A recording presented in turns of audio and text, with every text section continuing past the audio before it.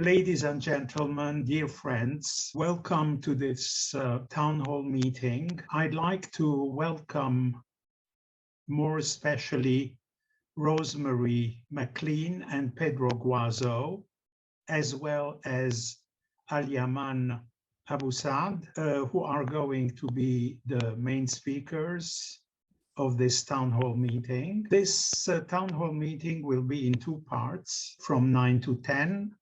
We are going to have the presentations of Mrs. McClean, the Chief Executive of Pension Administration of the UN Joint Staff Pension Fund, and afterwards of Mr. Pedro Guazo, who is the representative of the Secretary General for the Investment of Assets of the UN Pension Fund. And this will be followed by a half-hour questions and answers. Afterwards, at 10 o'clock, Mr. Aliamane Bacar Saïd is going to take the floor. He is the Chief of Operations Support Section, and we hopefully will end up this meeting at 10:30 Paris time. I'm very grateful to Mrs. McClean and to Mr. Guazo to have accepted our invitation. And with no further delay, I would like Mrs. McClean to take the floor. Bonjour, c'est un plaisir de vous retrouver après mon dernier voyage à Paris en mai dernier. Beaucoup de choses se sont passées et se sont améliorées à la CAF. Une chose qui s'est améliorée aussi est mon français, mais j'ai encore du chemin à faire pour tout un discours. So let me switch to English, mais bien sûr, vous pourrez poser vos questions en français à la fin. So let me just give you an update, a quick update on the year in review. We've seen steady growth in both the plan participants as well as retirees as well. I think it's worth noting that the fund is in very strong financial health, and Pedro will get into that in greater detail. We continue to perform well against our benchmark in terms of pension services, and we are focusing on the modernization efforts in pension administration. So as I said, the fund continues to grow. You can see a steady pattern in both the number of retirees as well as the number of plan participants. So it's been about 2% growth over the last 20 some years.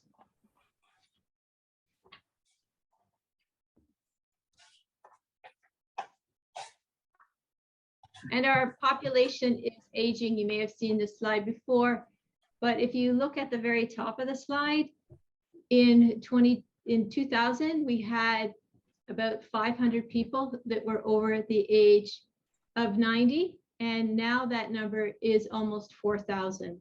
So it's very indicative of the general population that individuals are aging, and that continues to create some challenges for Pedro and his team as they make the investments to support that aging population. The 2021 actuarial evaluation that was done at the end of last year shows that the fund was in a surplus position of 2.3%, and we were 117% funded. I mentioned earlier about our performance against our 15-day benchmark. You can see that we're performing very strongly both in New York and in Geneva. So we're tracking at over 90% of cases done within that benchmark. And that is really a focus of pension administration each and every day. Our monthly pension payroll has continued to be issued on time, even during the worst of the COVID situation. And yeah, we have now reopened our walk-in service in both Geneva and New York. So we're open 2 days a week for in-person visits, a few hours each afternoon, and we've seen about 10 to 12 visitors per day.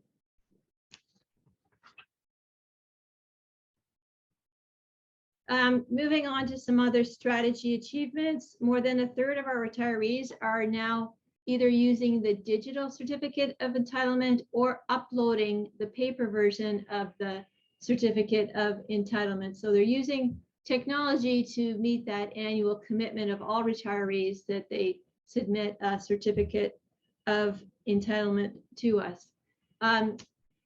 We've successfully centralized finance in New York, and we've seen a significant reduction in paper and mailing costs. This is really important to us to try and drive greater efficiencies and also to reduce our costs. We saw a 43% reduction in printing and mailing of cost of living letters this year. And finally, we have focused on having a new website. I hope that you've found the time to come and visit us and see what it looks like.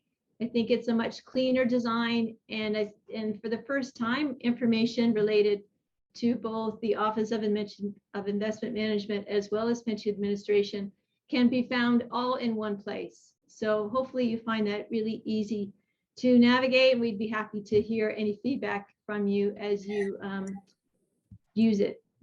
And then we also introduced new e-learning modules. These are really targeted to participants, retirees, as well as member organizations to try and demystify this incredibly complex fund.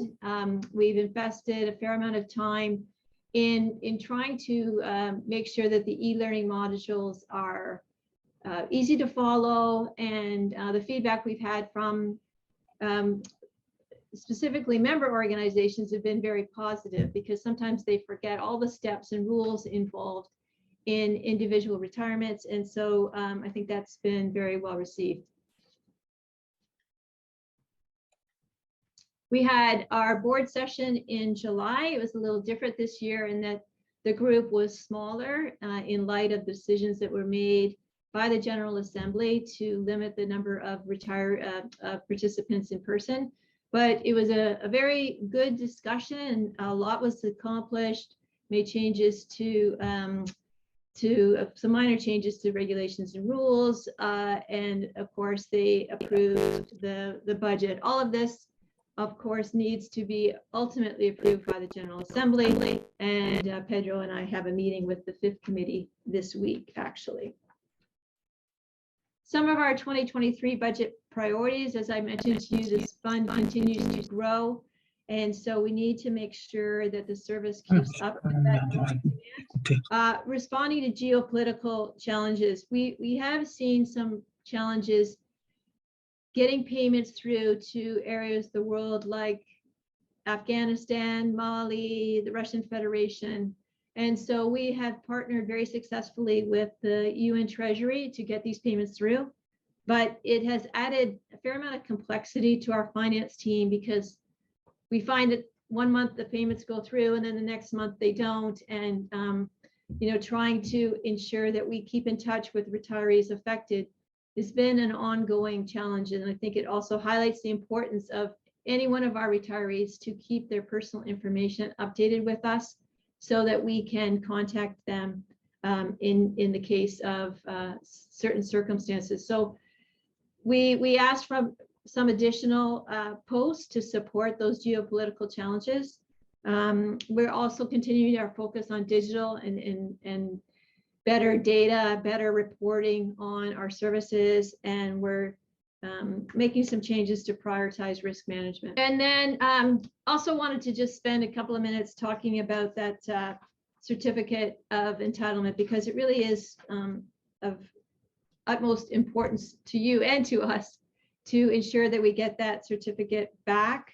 We would really appreciate AAFU's assistance in further advertising the fact that there are 3 ways to submit the certificate of entitlement. You can either submit it through the regular mail, and I want to emphasize that that paper option still exists and will continue to exist. I always emphasize that, but that this digital way, the digital certificate of entitlement, which actually won the Secretary General's Award for Innovation,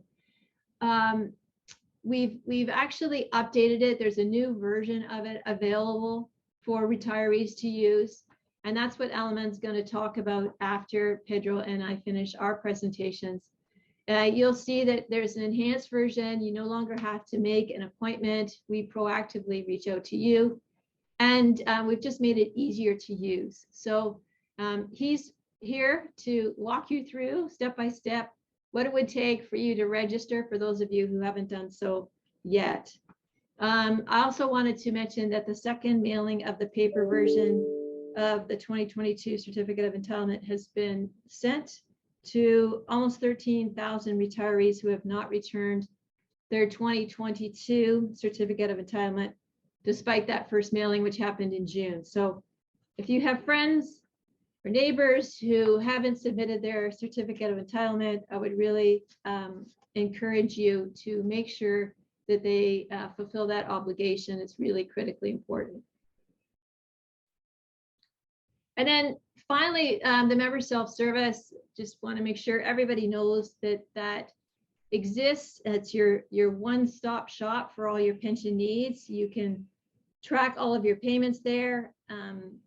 You can access the digital, the Certificate of Entitlement, print it and upload it back to us. So that would fulfill your obligation.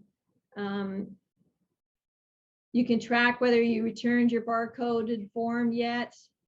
And it's a great place also to make sure your contact information is up to date. So with that, really appreciate this opportunity to give you a quick update on what's happening with the fund. So I'm going to turn it over to Pedro, and then we can take your questions after that. Thank you.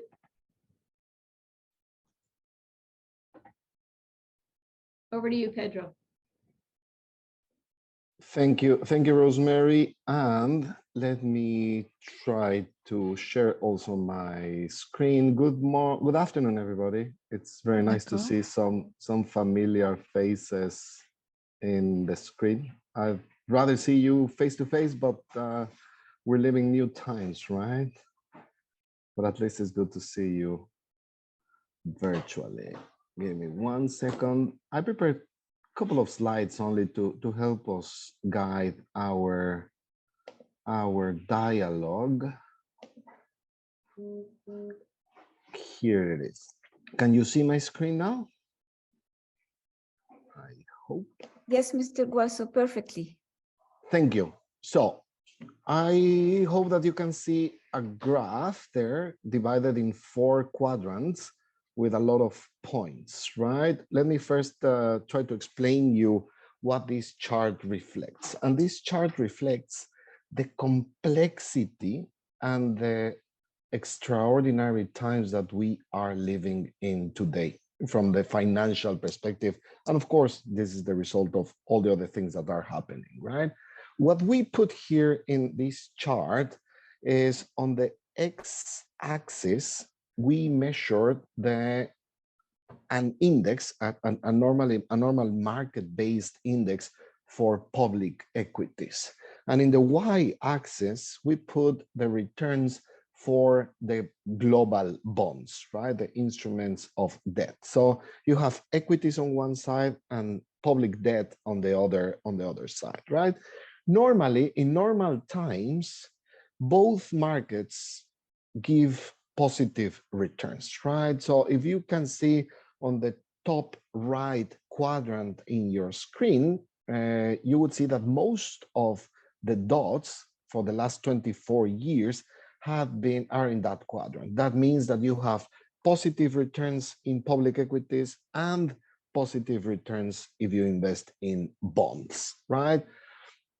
Extraordinarily, sometimes one market shows negative returns, but the other market shows positive returns, right? And that is why for institutional investors like us, we diversify our portfolios so that when that happens, if you're losing in one market, at least you win in the other market, right? And that is, you can see it on the top left quadrant when the returns on bonds is negative, but you have positive return on equities.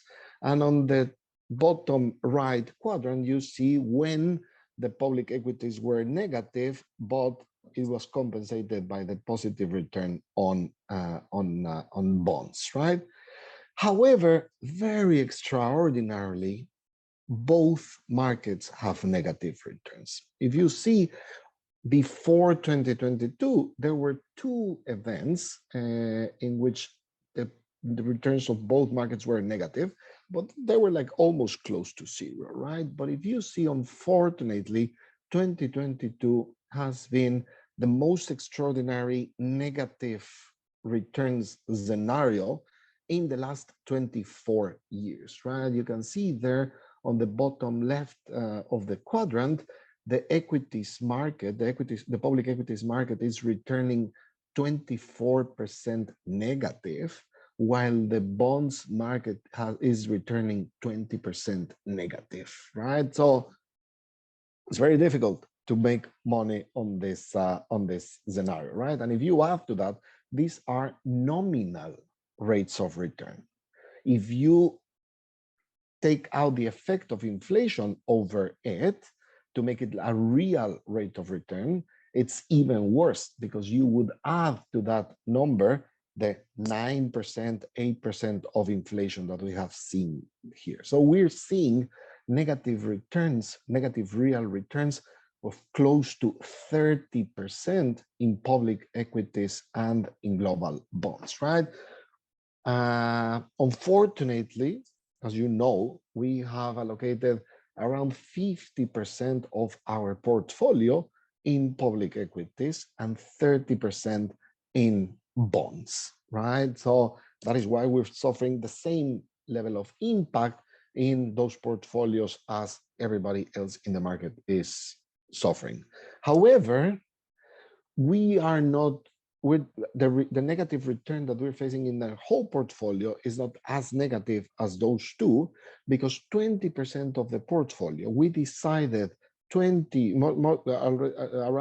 15 years ago, we decided to start diversifying and getting a weight out from public markets and moving into private markets. So we have an allocation of close to 20% to private markets, whether it's private equity or real estate or infrastructure. That allows us to have a positive return on those markets that diversify these negative returns. So even though the message is that even though the markets are very negative, we're suffering that also in the return of our public equities and the global bonds.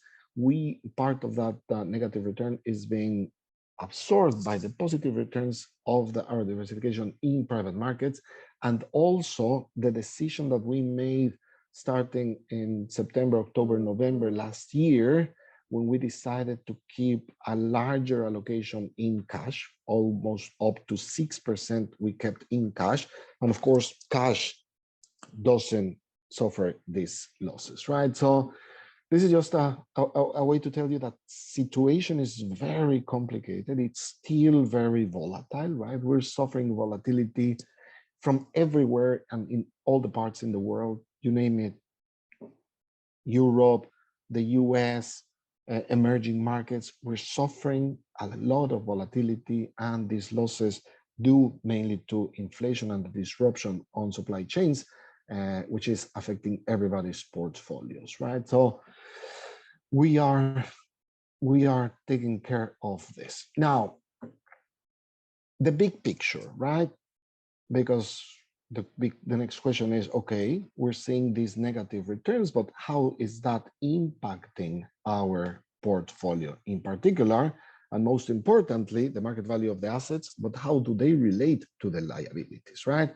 In this chart, you can see the historical trend, the historical market value of the assets since 1990 all the way to 2022, right? This shows the last preliminary figure that we have as of September 2022, that was $74.2 billion, right? So what you can see there is that the trend is a trend of growth. It's sustained growth. Of course, you have times in which you can see some valleys there. If you go back to 2008, of course, we know that we had the great financial crisis. Then If you go a little bit below, before that, 2000, 2001, 2002, we had the dot-com bubble that burst, and we had the adjustment in 2018, and now we have the crisis that we're living now. No, it still doesn't have a name. Probably in some years somebody will put a name on it, but this is something that is not new to us. It's something that happens. No, as we know, we have cycles.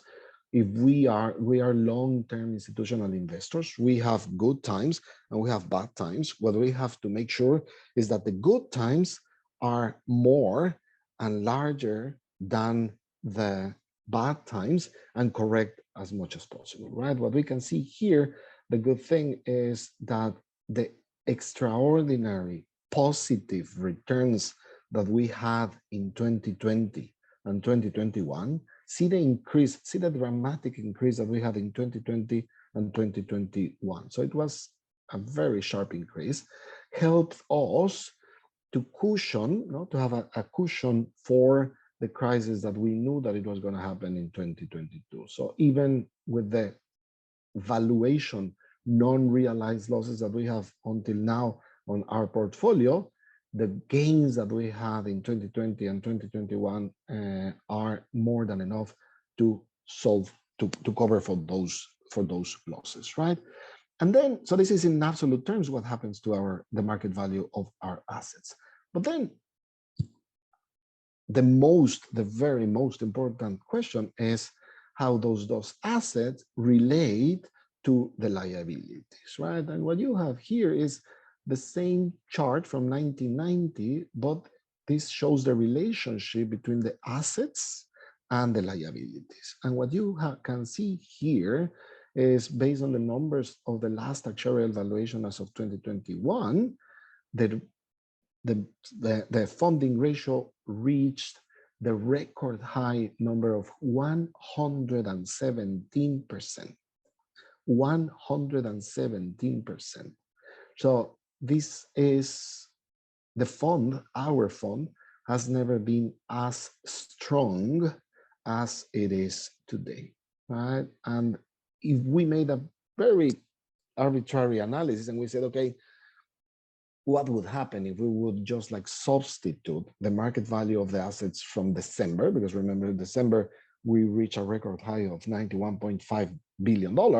We said, how would it look if we just like substituted by the current market value of the assets, right? In that case, the refunding ratio will still be at 113%, at the maximum level that we have ever seen, which means that the good returns from 2020 and 2021 has been more than enough to face the crisis that we're going through now, and also face the increase on the value of the liabilities, because the value of the liabilities grew very dramatically due to mainly the increase on the costs, the inflation cost, and also the increase on the life expectancy of all our staff and retirees. So we are in a very, very strong situation.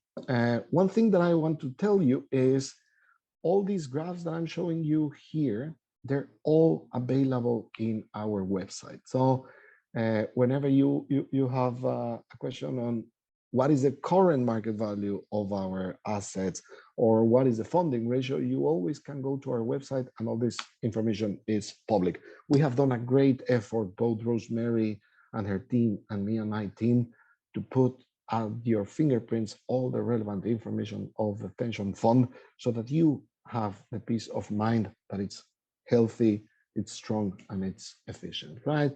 And this is always one of the charts that I like closing with.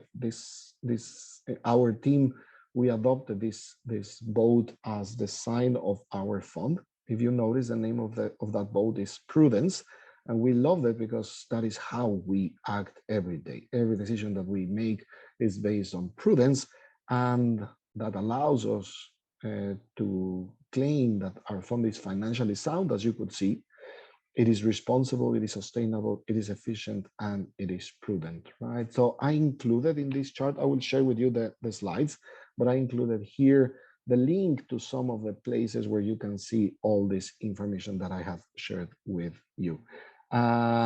Just before handing over the floor, there was another question that I received asking if we still use the VAR, the value at risk, as a measure of risk in the management of our portfolio. And again, if you go to our website, you could see there what we call the investment policy statement, where we say how we invest and how we measure the risks on our portfolio. And as you can see there in that paragraph, it is clear what measures and how we track our risk, right? Once again, full disclosure, we want to be the most transparent fund in the world. We are, and handing you the relevant information that you need, as I said, for your peace of mind. So I'm gonna stop here so that we have time for the questions and answers. And thank you again for the invitation. Well, thank you very much, Mr. McCLean and Mr. Guazo, for these introductions, and I hope that you'll share with us the PowerPoints that you have used for your presentations.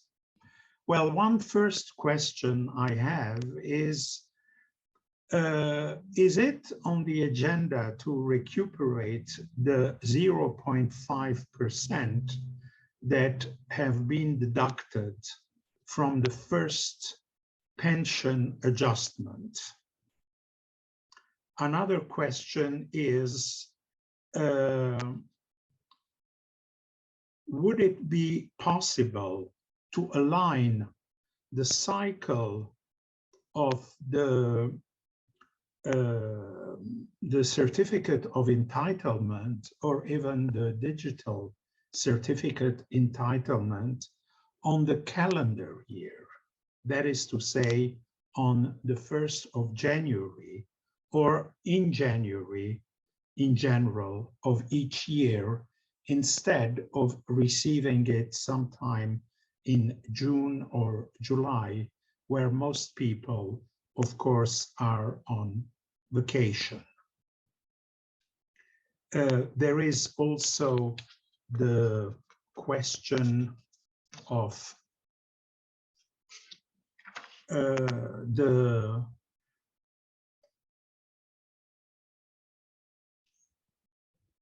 the efforts of the pension secretariat in order to rectify the references of the retirees in France, because the lists that we receive from the secretariat of retirees that have not returned their certificate of entitlement, of course, AFUS follows that up, and we try to reach all these retirees in France, but very often the references are not correct, and hence we lose a lot of time in trying to reach these retirees. There will be other questions, but of course, if you could already answer to this set of questions. Thank you very much. Thank you, George. I'll start. When you asked about the 0.5% deducted from the first pension adjustment, so let's just go back, because the GA approved the elimination of the deduction in the first consumer price index adjustment when the actuarial evaluation of the fund shows a clear and upward pattern of surpluses. So there was a partial elimination of the reduction in April 2007, resulting in the current 0.5 reduction when the fund experienced surpluses from 5 consecutive actuarial evaluations. But as of today, the fund has experienced surpluses from 2 consecutive actuarial evaluations in 2019 and 2021. So any decision to eliminate the current 0.5% reduction will depend on the results of future actuarial evaluations, which are conducted every 2 years. Okay, let me move on to the second question where you asked about the possibility of aligning the validation cycle of the certificate of entitlement with the calendar year. It's actually already based on a calendar year. However, we spend the first part of the year trying to encourage retirees to enroll in the digital certificate of entitlement, and then the paper cycle starts later in that year, So, you know, we could review that cycle, but I think we need a few more years of the digital certificate of entitlement enrollment process being shared with retirees. I think some are still not even aware that this option exists. And we've also, as I said before, made enhancements to it. So it's much, much easier to use than the original version. And then finally, you asked about trying to improve the accuracy of the personal information of retirees in France. You know, I couldn't agree with you more. The challenge is just getting retirees to make sure that they are sending us updated information, because our hands are tied. If we don't have accurate information, we can't share that accurate information with you. So that's why in any retiree presentation that we do, we always talk about making sure that if you move, if you change your email address, if you change your phone number, please don't forget to update the fund. It's really important that we maintain accurate personal information for all of our retirees. Thank you so much for the questions. Thank you, Rosemarie. Pedro, do you want to answer or add something to your presentation? I have a question from one of our retirees who says, which are the countries in which the pension revenues of the UN are tax-free? And if this is going to continue. I don't know which countries provide tax-free status, and that's really not the business of the fund to keep that information up to date. We don't share that information. Our priority is to make sure that those payments are made to the right individuals in the right countries. So I think you'd have to ask that question from some taxation experts. That's not our area of expertise. Bonjour à tout le monde. Je profite de cette occasion pour soulever sur ce point très précis une question qui m'est posée récemment par beaucoup de nos collègues qui s'inquiètent parce que nous voilà au mois de novembre pardon, et qui me disent ne pas avoir reçu, pour ceux qui ne sont pas sur le DCE, qui me disent ne pas avoir reçu leur papier, leur document papier pour le certificat d'ayant droit. Alors, il y en a un certain nombre.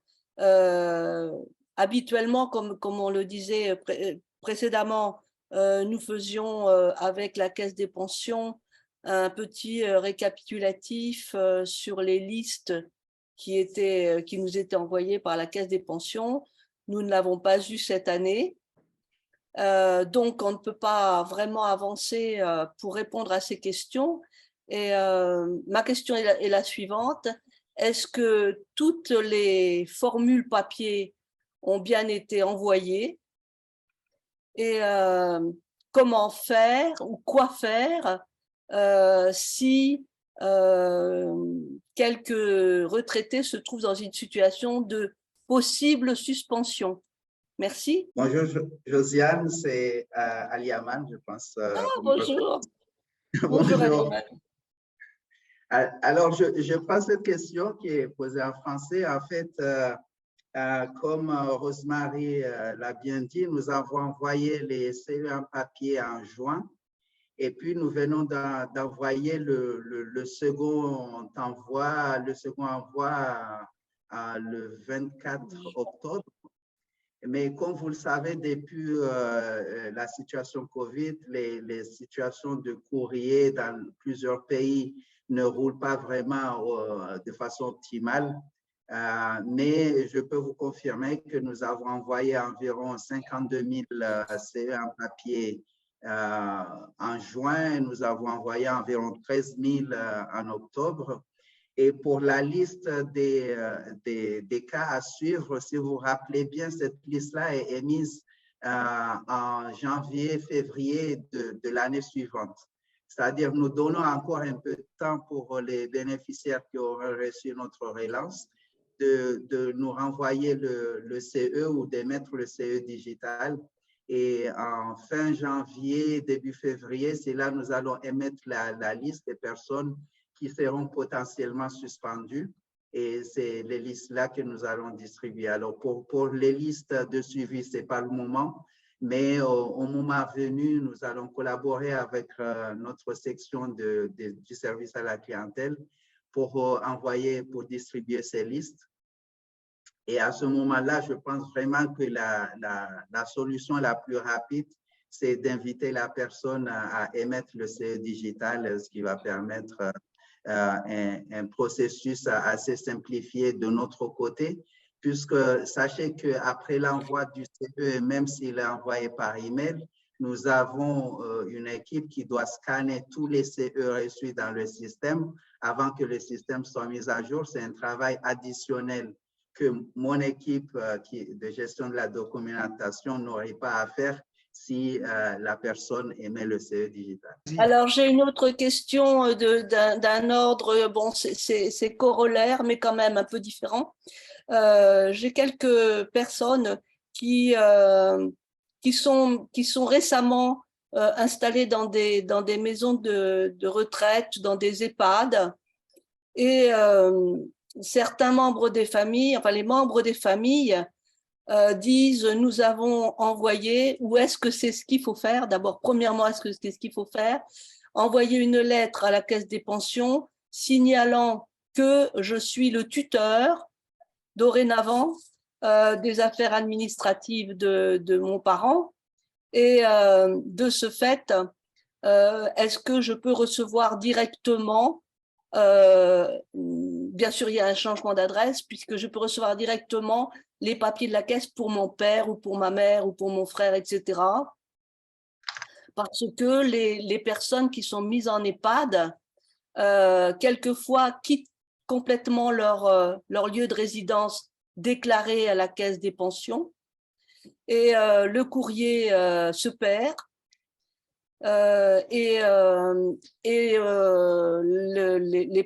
les problèmes commencent évidemment parce que on ne peut plus administrer, en tout cas, les dossiers de ces gens. Donc, ma question est la suivante. Premièrement, quelle est la procédure à suivre si nous devons mettre nos parents, un de nos parents, dans un lieu de tutelle, sous tutelle? Et la deuxième chose, c'est s'il n'y a plus de correspondance avec la caisse des pensions, que fait la caisse des pensions? Merci. Sur ces questions de tutelle, nous avons un de nos livrets thématiques sur la tutelle et la succession, et nous avons déjà beaucoup d'informations sur comment établir une tutelle. Alors, la tutelle doit être approuvée par un tribunal. Alors, la personne ne peut pas juste nous envoyer une lettre en nous disant que désormais, c'est moi le tuteur ou la tutrice de la personne. Ça doit passer par une désignation par un tribunal, et l'ordre du tribunal doit être envoyé à la caisse avec les documents d'identité du tuteur ou de la tutrice. Et ces documents-là seront vus par notre service juridique. Et au moment où cette tutelle est prise en compte et approuvée, c'est à ce moment-là que nous allons mettre à jour la nouvelle adresse du bénéficiaire en indiquant l'adresse du tuteur ou de la tutrice.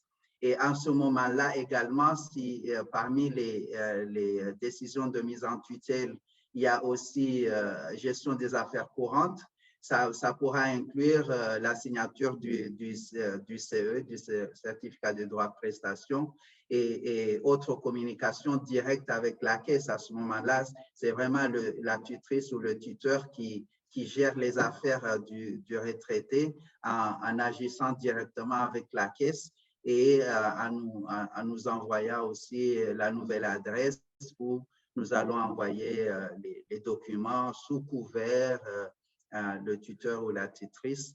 Et en tout cas, tout ça, c'est indiqué sur notre livret thématique sur la tutelle et la succession. Merci. Merci beaucoup, Aliamane. I have another question. How many bank accounts in how many countries can the pension be remitted? Okay, so in terms of monthly pension can only be remitted in one bank account. However, the retiree can decide to change that bank account. Normally, administratively, we allow a change once a year because of the number of beneficiaries we have, and that all those changes require a lot of action on our side. However, the only way where it's possible to remit payment in two accounts is for separating staff once they elect to have a monthly benefit and a lump sum, and then it is allowed for the lump sum to be made to another account. However, the monthly recurring account cannot be split. It can only be paid in one single account. Keeping that in mind, that the single account can be in all countries in the world. Of course, depending on the location, there might be a difficulty, geopolitical difficulties, but as far as the pension fund is concerned, we can remit pension benefits all over the world, but made to one single bank account. Now, there was a question on the chat on the separation process to ensure that those who are active participants go into retirement without difficulty. So I'll just take a brief moment to explain that the separation process is tripartite and requires action from the participant himself or herself, the member organization, and the pension fund. And the action of the participant and the member organization are done ahead of that of the pension fund. So for the participant, the first thing that the participant will need to do is to create their member self-service and go and look at their record in member self-service. Is their name correctly spelled? Is their date of birth correct? And just analyze the profile in member self-service, and they will be able to run a few estimates, which will allow them to kind of see the expected benefit once they separate. Then there is a list of documents that they need to provide along with the benefit election and banking instruction, and we have that list on our website. So they can connect to our website and look under going to retire or retiring, and they will see those documents. The documents differ depending on what benefit you elect and whether you're married, you have children, and so on. So depending on your profile, there are documents that are required from the staff. From the member organization, most member organizations will have an interface, an HR interface with them. So we will know through the interface when the person separates. However, there is another important document from the member organization called the separation notification.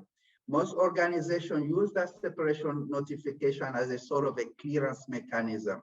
So from staff member point of view, you need to make sure you clear yourself with the employer, return your UNLP if you have it, return the library book.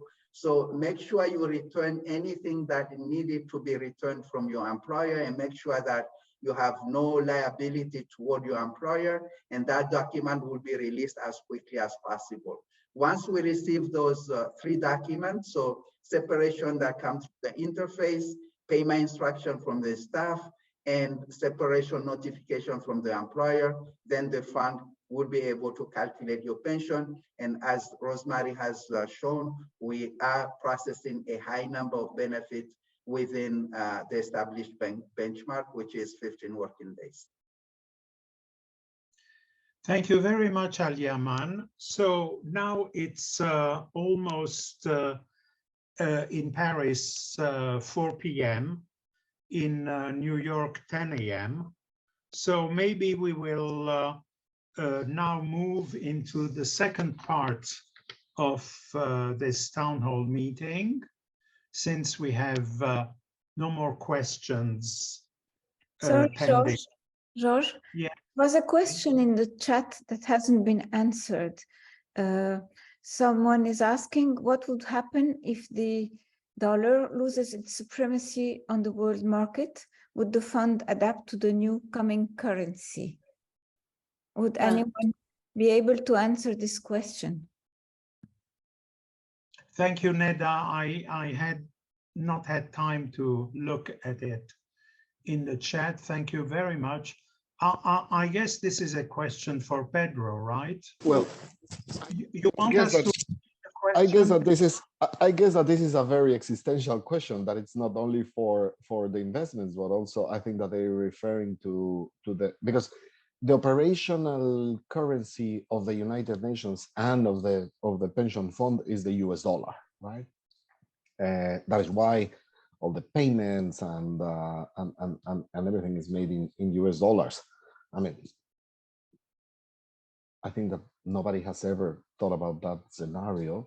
If that ever happens, then the General Assembly will decide to do the necessary changes.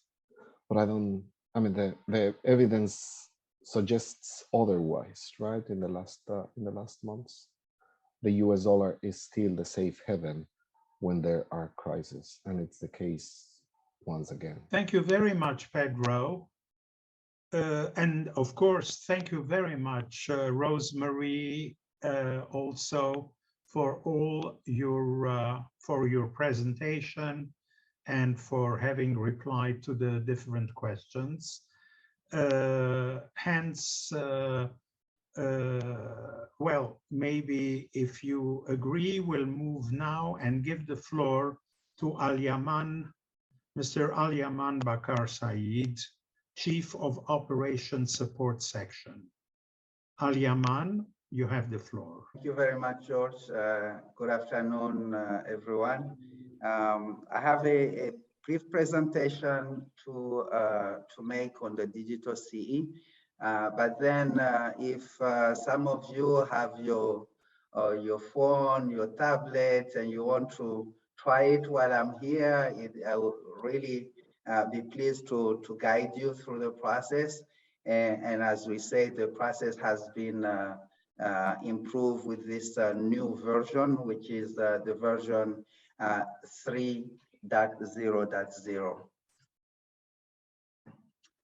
So the digital CE is a partnership between UNJSPF and UNICC, and it was done as additional means of providing your proof of life and proof of residence.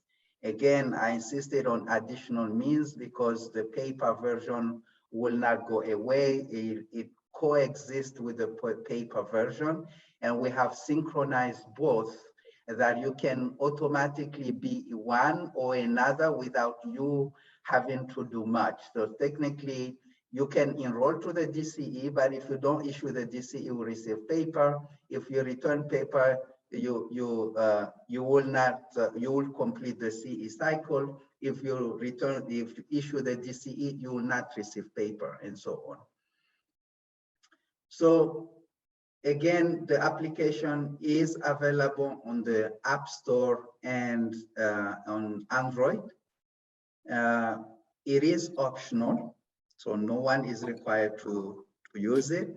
You can continue with paper if you wish. Of course, our preference, especially that the operations support section contains a unit called record management, and we are the one that mail those tens of thousands of CEs. So it is also in our own interest and streamlining that we get people enrolled in the DCE as much as possible, so we don't have to print as many papers. Unlike the two-track, the choice is reversible. So of course you can go digital, and then 1 year and the next year you can say, no, I'm not issuing it, and you will automatically receive paper.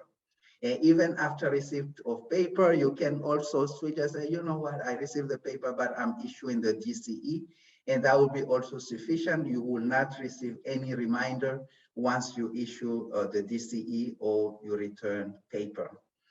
And this is one of the questions that was asked, is the cycle. So the DCE is January to December cycle, so it's fiscal year. And we allow up to June. So that's what we call the initial cycle. If you issue the DCE from 1 January to June, then we will not receive paper. And we have this cycle because technically, if we were to issue paper on 1 January, then everybody will receive paper. And this is not the way we wanted to function. We wanted to give people the possibility of issuing the DCE so that they will not receive paper. So we give this first 6 months of issuing DCE. And we will do a lot of outreach in order to get as many DCE as possible. And then come end of June, we will do the cut over, and whoever has not issued the DCE, we will print the paper. But for the DCE, since the cycle is from January to December, the person can just go on and continue issuing DCE. As long as the person issues the DCE, they will not receive paper. On our website, we have a specific place where we have all the information that you need regarding the digital CE. We have the frequently asked question, the step-by-step guide, and how-to video. So we even recorded video on how to install the app, how to enroll, and how to issue the digital CE. It is important to know that the DCE app does not exist in all countries, because some countries have restriction in what app exists in their country. Because there are some countries like North Korea, in some part of China, where you will not be able to download the application. But it is available. Where the link there shows where Android will tell you that the app is or is not available. But the second information, and this exists in our frequently asked question, is what type of phone do you need in order to use the digital CE? It doesn't really have to be a new phone. It just needs to have the capacity of having biometric information stored. So for Android version, it has to come new when you bought it new with an Android version 7 or above. And for Apple, for iOS, it has to come new when you bought it with version 11 or later. So it's not the version it has now, because sometimes you run updates, so it updates the version. It's the version the phone was bought when it was new. So what are the general conditions that will facilitate this process? It is true that having good connectivity, because this is a connection, so having good connectivity, Wi-Fi or data connection is important in order to complete the process. And sometimes when you have slow connections, that might lead to difficulty in issuing the DCE. Good lighting condition, it's very important. And now with this new version of the app, we included guidance to tell you when the lighting condition is not good. So technically, when you pick up the phone, you put on the face, you might see messages saying, please improve lighting condition.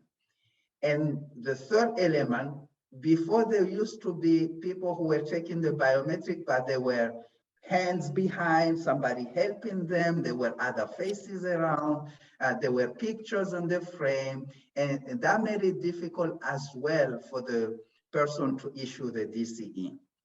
And the last element, please read the instruction. The DCE has a lot of instruction before you act. It gives you the step, what you need to do in order to issue the DCE. It is important to explain the codes that are asked. So we have two codes. One is called invitation code. Invitation code is one in a lifetime code that you are sent in order to participate in the DCE. In order to receive that 6-digit invitation code, you need to give us an email address, your UNJSPF ID, and your date of birth. The system will verify, and if it recognizes you, it will send you the invitation code in your email, and you can come back and enter that invitation code in the app. You will never be asked that invitation code again, and you should never request a second invitation code. Only one invitation code. The PIN code is a security code that allows you to access the app. So once you're registered, if you want to access the app at a later stage, you'll be asked for your email address and your PIN code. So you need to set your PIN code yourself, and you need to put something that you will always remember. I usually tell people you could put the birth date of one of your loved ones in day, month, year, so that you'll always remember. So you, in order to connect, you enter your email address and a 6-digit PIN code. So the process, the overall process has 3 big steps: installing the app, enrollment, and issuance. So to install the app, all you need is a smartphone or a tablet, and you go on the App Store, on the Google Play Store, you search for UNJSPF. As soon as you search UNJSPF, you will see it. It is either say Digital Certificate of Entitlement or Digital CE. Both names have UNJSPF, so you can just search the UNJSPF name. To enroll, you need a government issue ID in addition to the smartphone, and you need to know your UNJSPF UID. The UID, you'll find it in any document that is sent to you by UNJSPF, the cost of living letter, and the CE. It's a 9-digit number, and I think most of you will have it. For those who don't have it, you can request one by writing an email to request UID only at unjspf.org. I will try to type it later on the chat, that email address, request UID only at unjspf.org. Once you have that information, you will be able to submit the enrollment. And when issuing, you just need your smartphone, but you need to be in good lighting and to avoid crowds when you are issuing your digital. Do you know how to increase the sound? Okay. Hold on, I'll put a microphone and see if the sound will come out better. Hold on, please.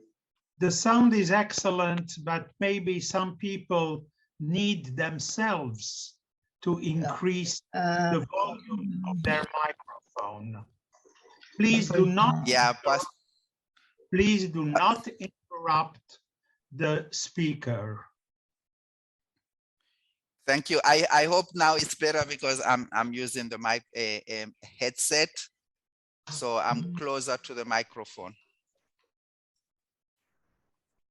So just to give a few numbers of the current status of the DCE, we have close to 17,000 beneficiaries who have redeemed a code to participate.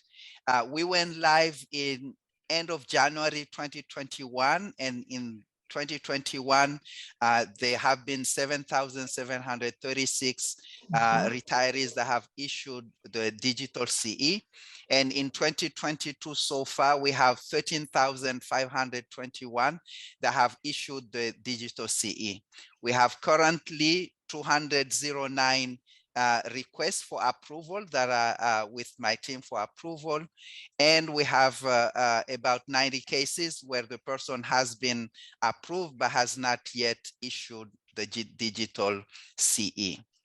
So what were the issues in the previous system that allow us or that pushed us to give this new version.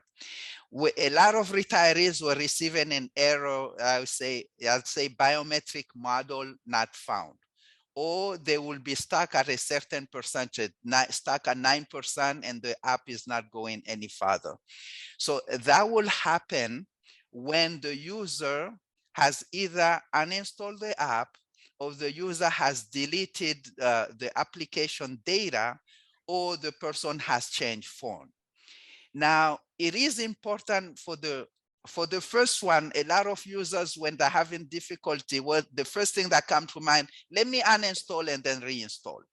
So when you do that, when you uninstall, then the biometric information that was stored is deleted with the uninstallation. The second one is very subtle, and a lot of people might not know it, but the DCE, you use it only once a year to issue the digital CE. So sometime when you're running low on data in your phone, on space, the phone automatically presents you with a number of apps that you're not using that you need to clean or uninstall. So if you don't look, and the DCE will always be part of that list since it's not used often. So you need to uncheck, otherwise you're going to clean the app data, and by cleaning the app data, the biometric will also be lost. And of course, when you change the phone, then the new phone doesn't have the biometric. But that is part of the big change of this new app, is that when you are recording in this new version, for iPhone, it will automatically back up the biometric. And if you move to another iPhone, it will restore the biometric in the new phone, and you will not be asked to re-enroll. For Android, it will ask you a question. Do you want to save the information on the phone to your account? And you need to click yes. If you do that, then it will store the biometric in your account, and then you can move to another Android without having to re-register. Another feature we introduced is that with this new application, if you open it, it will verify whether the biometric exists in the phone. If it doesn't, if it has been already removed, it will automatically give you your hand to re-enroll without having to call the call center or to call somebody to cancel the previous enrollment. So those are the changes, and then we'll see some of them here. That right now the application is supported by one team, and it's my team. Before, we had one group with the call center, one group with the operation support section. Now it's one group handling it. And the scheduling process. Before, we heard that retirees couldn't get any slot for scheduling until 1 month, 2 months, 3 months down the road. So what we did is that we changed the scheduling. It's not the retiree who's selecting or who's looking for an open slot. We will ask you for preference. Do you want us to contact you in the morning or in the afternoon? And it will be the pension fund that will be taking the initiative to contact the retiree, and we are engaged to contact the retirees within 5 business days. So the enrollment approval will be much quicker than before, because right now there is not this sort of schedule where the retiree goes and look for an existing slot somewhere and select, and then they forget about it and they miss the appointment. Right now, we have a team that will be looking for anyone who submit an enrollment, and within 5 business days, we will be approving those cases. Just as a case, the 209 cases to be approved, there were 409 2 days ago, and I checked today, they are already 209. So the team is actively calling the beneficiaries and enrolling them. And then the app is providing more guidance on the user in order for them to submit a good biometric. If there is no light, it will say, oh, the light is too dim, we need better light. If you see faces in the behind, it will say, oh, there are multiple faces recognized. Can you move to a place where you are alone? So and if you see the face the way the shape it's given for you to put the shape, to smile. It's better presented in order for the beneficiary to quickly issue the DCE. And there is no percentage. There is just a small line and it goes very fast. So what I did is I recorded myself doing the process. So I'm just going to slightly run it. So when you open the app, you should be at this page where it say login here or request code. If you're not there, you need to go back and you should be at a place where you can request the code. That's the first step, request code. So to be able to request the invitation code, that will allow us to use the application.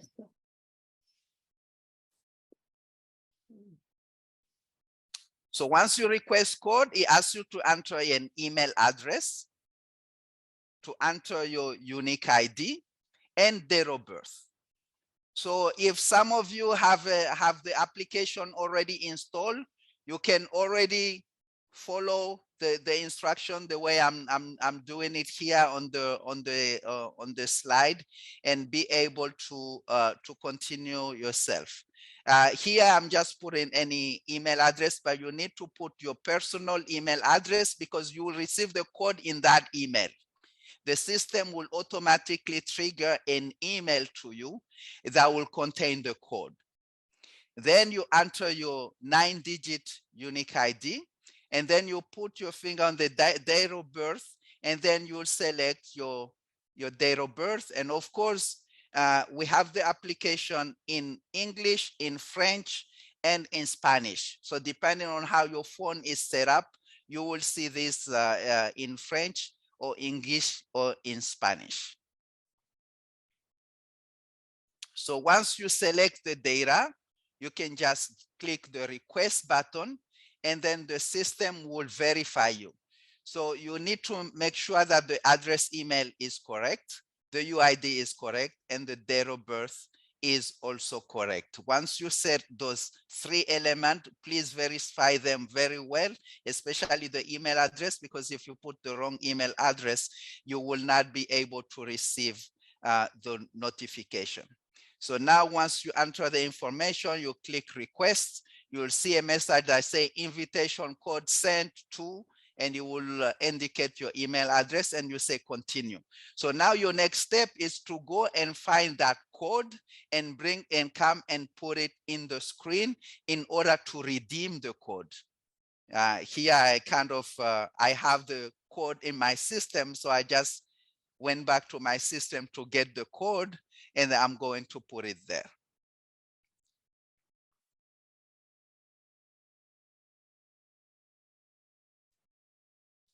Okay, so once you put the code, you hit enter.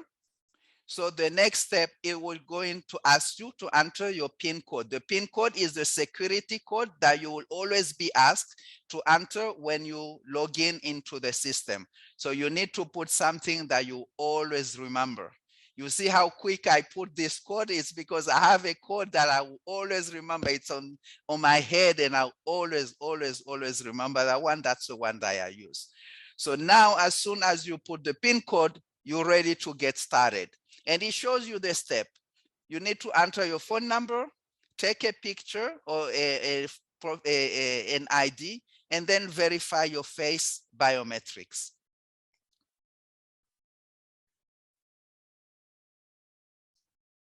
Okay, so you need to open the camera. So this is the government ID, driver's license, passport, and you need to take a picture. So I had to move the phone away from the computer and be able to take a picture of my driver's license.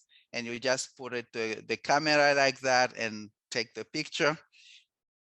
You see that I was filming, so I had an additional hand, which was my senior colleague here who is with me, Dino Delaccio, who is the brainchild of the system. He's here and he was helping me to take this picture of the ID. And then you click next. So next one is the face biometrics.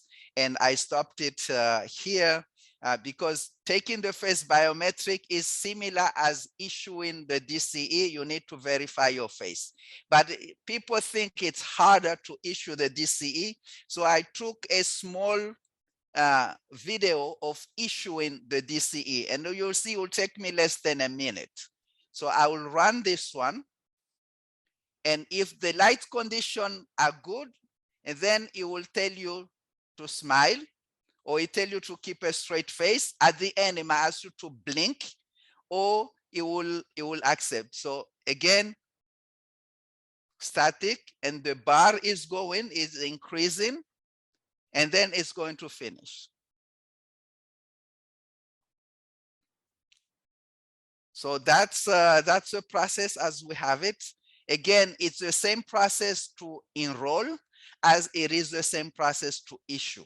To enroll, of course, the first time you get enrolled, we approve you, but after we approve, you always issue the DCE that way. You have a button that says issue DCE, you click on it, you put your face, you follow the instruction, and then you can issue the DCE once a year. Again, it's open all year from 1 January to December. And for example, if you have not yet issued, maybe you could wait until 1 January since there's only 2 months left. But if you want to try it this time, you'll be able to issue the 2022 DCE now. And then on 1 January onward, you can issue the 2023 DCE. I will stop here if you have any questions, and if some of you were able to follow a little bit, and of course I will share this presentation with all of you. I will share it with George, and he will be able to distribute to you.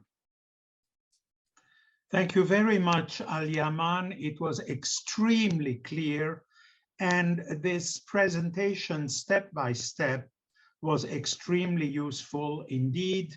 If you can send it to me, I will make it available to all the people who are attending this town hall meeting and beyond. So if you have questions, please put them, but don't speak all of you at once. Please either raise your hand or put in the chat that you want to ask a question, and you will be given the floor. Okay. Yeah. Now. Yeah. George, if I may, I see already a few messages on the chat regarding the unknown user. So the unknown user, if you never use the app and you get an unknown user error, that either you are not yet selected, so especially early retirement people that are not yet in receipt of pension, or there might be an error in your date of birth or the unique ID. I can verify individually. So if you can just give me your name, then I will ask my team to follow up directly with you. But normally when the unknown user, that means that the information you provide, whether the unique ID or the birth certificate, is not yet recognized in our database. Okay, Aliamane, how do you want people to send you their names? Do you want them to send? It will be better if they could send them to you, and if you collect all the case, the people who want direct help, unless if they want the help right now, I can connect with my team in New York right now and to connect to ask them to call them. But if this is something they can do throughout this week, and I think we have time, you can send me their name and email address, and my team will immediately reach out to them. Okay.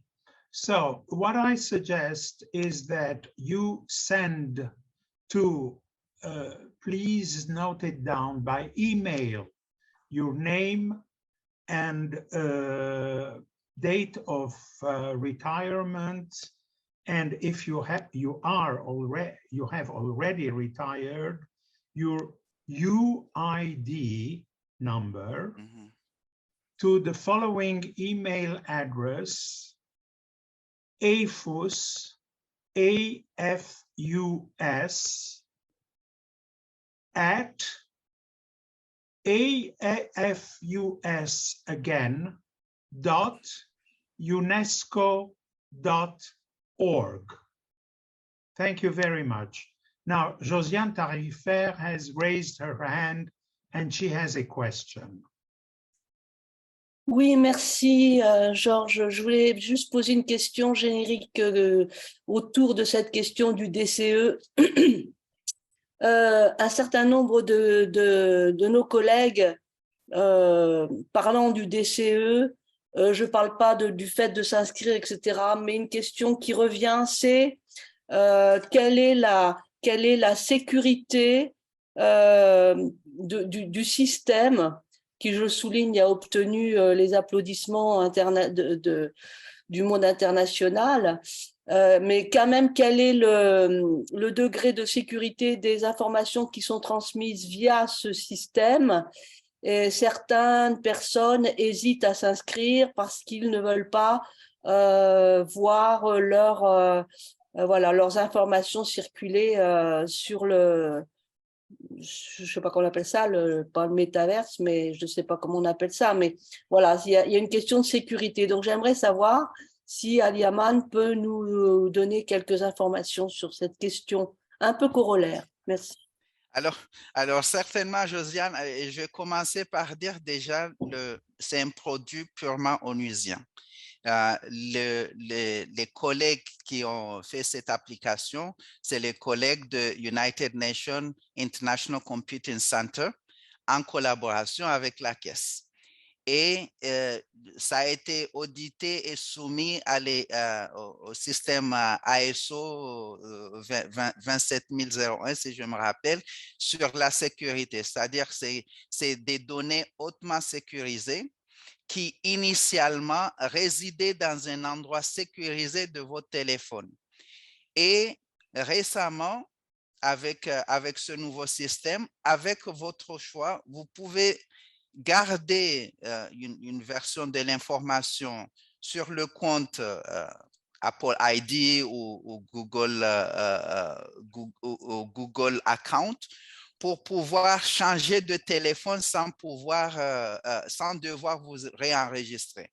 Si vous optez pas cette version, la biométrie sera toujours dans votre téléphone et ne pourra être vérifiée ou utilisée par quelqu'un d'autre. Et spécialement, ce n'est pas une question de photo biométrique, c'est une biométrie. La photo est là, mais en fait, il y a des informations du visage. C'est pour ça, des fois, ça dit de sourire, puisque nous ne voulons pas être trompés par quelqu'un qui amène une photo de quelqu'un qui sourit et une autre photo de quelqu'un qui ne sourit pas. La vérification de l'existence est importante et les éléments sont sécurisés dans les serveurs de UNICC, dans des endroits où ça a été audité. Nous avons eu déjà 2 ou 3 audits pour la sécurité et pour l'usabilité. C'est aussi pour vérifier que le système peut être utilisé par toutes les personnes de toutes les couleurs de peau. Et ça, c'était important pour une caisse comme nous, de vouloir vérifier ça indépendamment, que le système est sécure et aussi est utilisable par toute notre population. Merci, Aliamane. C'est mieux quand c'est vous qui le dites. Merci beaucoup, Aliamane. Monsieur Aziz Abid veut poser une question. Allez-y, Aziz. Et je souhaite poser une petite question au sujet de cette application. Parce que là, pendant que monsieur Aliamane fait sa présentation, j'ai voulu consulter mon certificat numérique. Et là, il y a une partie qui s'affiche et une partie qui ne s'affiche pas. Il me dit, votre profil n'a pas pu être restauré. Il me dit, vous pouvez recommencer à installer l'application. Je n'ai aucune envie de réinstaller l'application parce qu'il y a une autre manière de restaurer mon profil sans que ça me coûte des heures de travail. Merci. D'accord. Excellente question, Monsieur Azid. Et je pense que j'avais couvert cette situation. C'est une situation qui se passe si quelque part, après avoir émis le CE digital dernier, vous avez soit désinstallé l'appli, soit effacé les données de l'appli, soit changé de téléphone. Alors, cette nouvelle version arrive à savoir que votre téléphone actuellement ne contient pas les données biométriques. Alors, vous ne pouvez plus émettre un autre CE digital puisque la biométrie n'existe plus dans votre téléphone. Alors, le seul moyen de remettre la biométrie, c'est de se réenregistrer et donner à nouveau votre photo biométrique. Il n'y a vraiment pas d'autre situation et nous avons en fait plus de 500 retraités qui sont dans la même situation.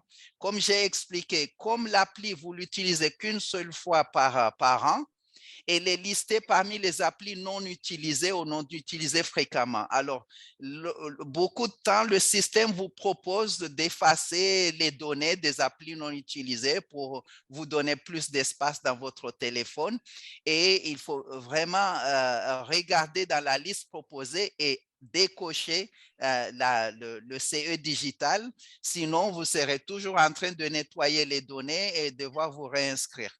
Cependant, avec la nouvelle version, vous avez l'opportunité de faire un backup des données biométriques. Et à ce moment-là, lorsque vous effacez, vous ouvrez, vous pouvez faire un restore. Mais c'est seulement une fois. Alors, cette nouvelle version vous permet, lors de cet réenregistrement, de faire le backup. Et à ce moment-là, vous n'aurez jamais à vous réenregistrer. Alors, s'il vous plaît, si vous pouvez une seule fois vous réenregistrer et seulement, surtout, vous n'aurez pas à passer le rendez-vous, l'appel téléphonique, puisque vous avez été déjà approuvé. Alors, c'est un enregistrement technique pour remettre la biométrie et pour tous ceux qui vont se réenregistrer, il n'y aura pas l'obligation de passer par le téléphone, l'appel téléphonique de l'équipe pour vérifier votre identité. Alors, c'est juste, vous avez vu ce que j'ai fait, ça m'a pris 4 minutes pour mettre le nouveau enregistrement. Si vous le faites et vous envoyez votre nouvel enregistrement, je vous confirme que d'ici demain, vous serez déjà approuvé et votre téléphone sera prêt pour émettre. Et même si vous perdez la biométrie, vous pouvez toujours la restituer. Aliamane, mille merci pour toutes ces réponses aussi et de votre patience. Il faut être très patient avec nous parce que beaucoup d'entre nous n'avons pas l'habitude comme ça de nous enregistrer. Nous ne maîtrisons pas toujours la technologie. Je vous remercie et je suis entièrement disponible. Je peux venir sur place, faire une réunion avec ceux qui voudront venir, trouver un endroit, venir et aider les retraités à l'installer, à émettre. C'est parmi notre nouvelle procédure avec le DCE. C'est vraiment l'aspect humain, l'aspect d'être là. Alors là, maintenant, c'est en ligne, mais dès que la possibilité de venir à Paris s'ouvre, nous allons le faire volontiers. D'accord, merci beaucoup Aliamane. Moi, je croyais que vous nous invitiez à venir vous voir à New York. C'est encore meilleur. Non, je plaisante, je plaisante. Alors, merci à tous les participants. Nous avons été 176 participants. Et comme quoi vous, Rosemarie, Pedro et vous nous avez passionnés. Merci beaucoup et à bientôt Aliamane. En tous les cas, merci, on vous accueillera à bras ouverts et mille merci de votre participation. Au revoir.